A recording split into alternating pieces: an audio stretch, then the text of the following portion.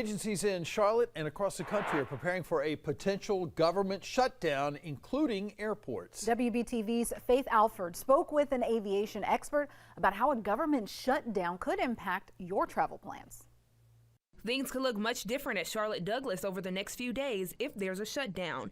Air travel an essential service, so while airports won't shut down, some workers could go unpaid. So it's not a very sustainable situation, and you end up seeing, people aren't picking up overtime, people are possibly calling out sick if, they're not able to work.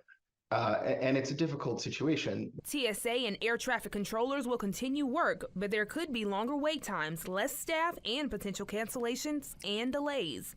The shutdown has the potential to impact the economy in a major way. According to the U.S. Travel Association, the economy could lose $140 million a day.